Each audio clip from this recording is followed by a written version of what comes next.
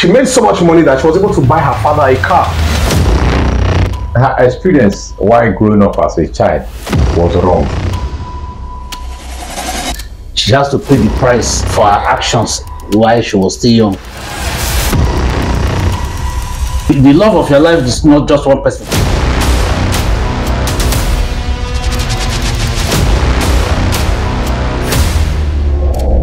Here's a story about a young girl who the parents struggled to get into university. But before she went to university, she was always a homegirl. Homegirl in the sense that she was always locked indoors. She wasn't given the opportunity to mingle with people, make friends, get to experience a childhood or teenage life for herself. Right? So she was completely uninformed.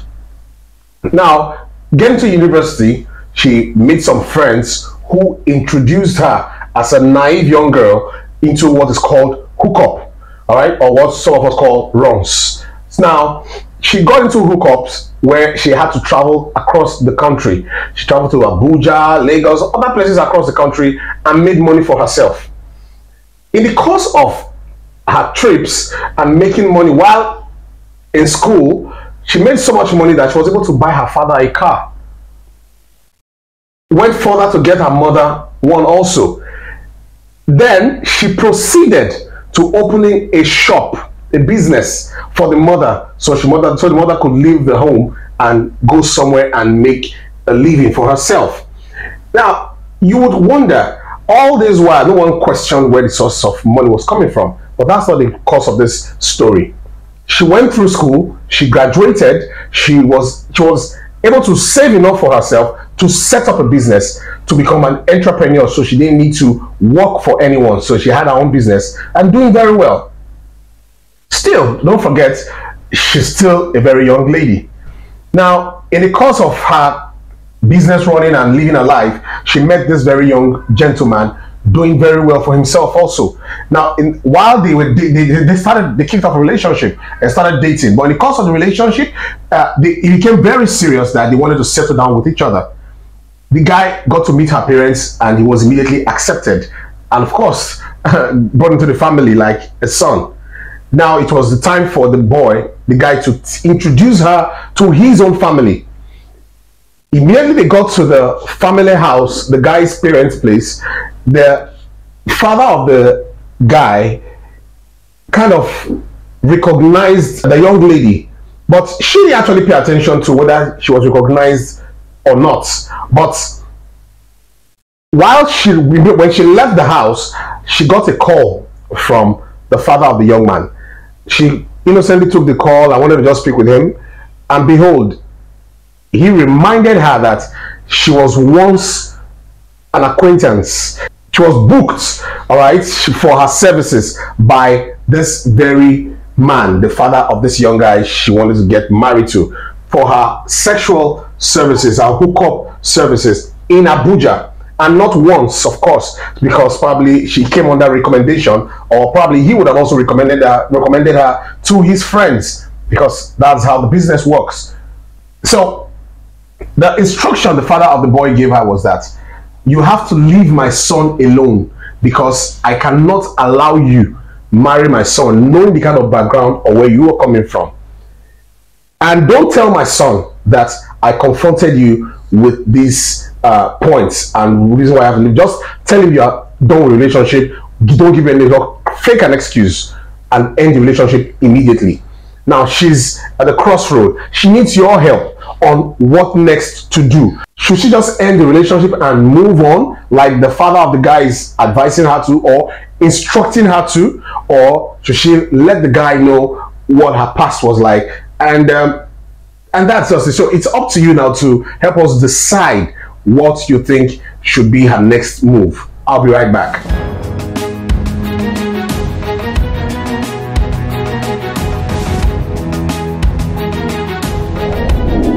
Welcome back. This is Share with Noble, and my name is Valentine Agogo, and I'm here on set with Comrade Augustine Omino. You're welcome, sir. Thank you very much. And Comrade Monday Ike Ojoma. You're welcome, sir. It's a pleasure to be here. Funny enough, I'm with two comrades in the house. So who is more comrade? It's another matter. Okay, so he's more comrade. Oh, okay. There is a proverb that he who started cooking first will have more broken pots. Oh, you're welcome, sir. Your program is bigger than that, though. All right, so a very quick one. So let me start with the elder in the house. Yeah. All right, so what's your take on this young lady's predicament? Yeah, you probably may have heard about this adage that says the evils that men do live after them. But let me modify it a bit. You know, the acts of men live with them. That is what is happening to this lady now, because while she was gallivanting about, you know, she never thought that in the future her actions will actually speak, you know, on her behalf. Now, but having said that, she doesn't have anything to fear. You know, she's comfortable, she has money and all that. She may lose the marriage, but she may not necessarily lose her future. If this man have identified her as somebody who was a companion to him then, you know, and now the man is rejecting her, he gives her a lesson that even those men that these ladies go about, you know, they pretend as if they love you. At the fullness of time, you will discover that they don't like you. So what she should do is, yes, reveal herself to the boy now that wants to actually marry her. Tell him all that you have experienced in the past. That is your past, including how you have met people like his father.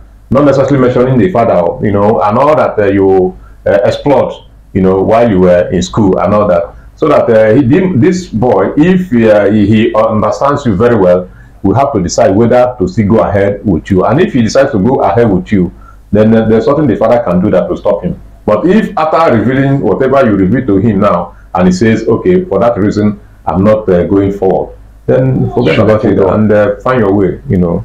Okay, so what's your take on this? I think, like you said, the evil that men do lives with them right now. She has to pay the price for her actions while she was still young. This issue is confronting her now. She can as well decide to forget about the marriage. She's still young, she's pretty. From what we heard about her, she's young, she's pretty, she's intelligent, and she's rich. Yeah, she has. And any man can come for her. There is nothing like you have love. You can find love at any time. The love of your life is not just one person. Funny, good enough, God has created a lot of people to love you and for you to love a lot of people. If the marriage relationship ends, like Umili said, if you confront, I'm afraid if the boy is the father's boy, daddy's boy, that dance to the tone of the father, definitely the marriage is ended. She should forget about it. Move on with her life. If possible, move out of that environment where she's known. Look, I always say it, that is the best way to start up a new life. Start a new life. Move away from that environment where you go to places where you are less known. For example, if you are in Lagos, you can relocate to places like Port Harcourt, you can relocate to places like Abuja, start a new life there. And move on with your life. Definitely God will bring someone else. So you're saying she shouldn't let the guy know. She just move on. If possible, she can move. Because if she let the guy know now, there's a problem. She has already created a very big problem in the guy's family. Okay, what do you mean by create big problem? Because the guy is definitely going to, if he's not daddy's boy, is definitely going to confront the father. Okay. As far as I'm concerned, that marriage is dead on arrival. Okay. Because if she decides to go ahead and marry the boy, definitely there is going to be this strained relationship between herself, the boy, and the father. The father. Okay, so there'll be a rift. A rift, a very big rift, because already the father has cancelled the marriage. And this is Africa. If it's the European nations, if it's foreign nation, no problem. They can go ahead and marry themselves and live their life. But this is Africa, whereby a woman is married into a family, married to the father, married to the mother, married to the siblings. Yeah. And if it's a man, no problem. Man can go ahead, marry them. But a woman married to a family where you are not accepted is going to be a very big problem. Okay, Comrade Milo, what do you have to say about the excuse she gave in her story to us about the fact that she was never given the opportunity to be exposed, wasn't exposed to the world out there. So that gave room to her being naive while going to the higher institution, and of course being introduced to this line of business, even though it turned out to be a very fruitful one for her and her family. It turned their story around. But it wasn't something she actually planned on going into. Would you want to put the blame on the parents' strategy of raising her up, or it was her own decision to make and she really has to bear all the consequences for her action, even though it's leading to the possibility of an estranged relationship with someone she really cares about? Her experience while growing up as a child was wrong. And that is why sometimes if I hear some persons choosing schools for their children, I say, on what basis are you choosing this kind of schools? Because in schools, you probably will be made to join some clubs, or social places, like curriculum activities, where children are like given to socializing, mixing up with other persons, where you share experiences. Some persons who have television at homes, where you bring children, you give them television materials, to watch, and these educative materials help children also to shape their future. So now, when you have a child growing up in an environment where he doesn't have peers that help her or him to share experiences that will help them to grow up in future, that's number one. Number two, you don't have enough money to buy a good television that will help you to buy toys or cartoons for your children to teach them some things. Then three, you don't have what it takes to get a good phone or computer for your children to be exposed to some things. There's a problem, because if you don't learn all this is while you are growing up, but by the time you get to a certain stage in your life, you'll be overwhelmed by what you see, and you'll be carried away. So the upbringing was faulty. For example, now there are some families that you have growing children. Their parents or their mother particularly don't even tell them about the dangers in making boyfriends and girlfriends while you are still in primary school and all that. Early sex and all that. So these people, if you don't tell them the dangers in all these things, by the time they get involved, it will be so calamitous. People will just get it there, and they find it difficult to go back again. So upbringing is very wrong. Okay, so it's not primarily her fault. No, it was not her fault.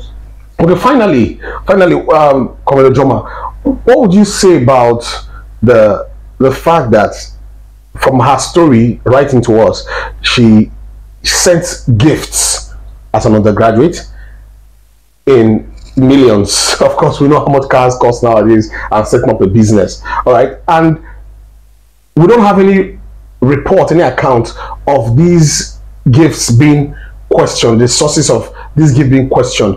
And we have parents in different parts of the nation right now taking gifts from their teenage children and their young ones without asking them the source of their wealth. Do you think is a trend that's about to take over our society? Okay, let me start by giving you my own personal experience. I grew up in the village. When I mean village, a very remote village, and one day a man pleaded with us to come and help assist him to carry yams from his barn to the vehicle where he's going to sell.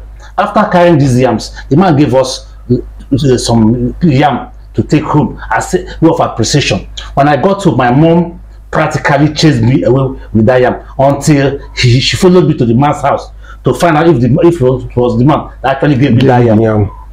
So recently, my child came back to school from school with a textbook that was doing its own. I went back with him to school to find out. So some of the parents are also very guilty of this. You see a child, a boy of 20 years, 21 years, without any means of income, buying a car, and you are jubilating. Some of them will even take it to church, and the stupid pastor will be thanking God for that. It's something incomprehensible. How can a girl that you sent to school, it's not as if you are wealthy, went to school, bought you a car, as a father you accepted the car without finding out how did she get this money, without investigating? So I'm now speaking to all our parents who the children are buying gifts for, without you investigating, knowing the source of income, source of the means of getting this income money that they are spending on you. You need to investigate, do proper checkup, because all these things are encouraging these illicit activities. Okay, one final word from you, Yes, the final word is that yes, the young man now or the parents rejecting you is not the end of life. Okay. And so just prepare your mind whether the boy is going to reject you after presenting your story, or the father is going to reject you, or both. What you do, just condition your mind that anything can happen, and therefore begin to now work out the alternatives. Of course, the alternative means that you should develop a mindset that will put you at the level where you don't shake, because the future lies, and the future that lies before you is actually promising, because that is the promise of God for you. All right, so we're not here to actually judge or pass any blame to anyone, but basically to make you understand that the future ahead of you is still very, very bright, and like Comrade said, very, very promising.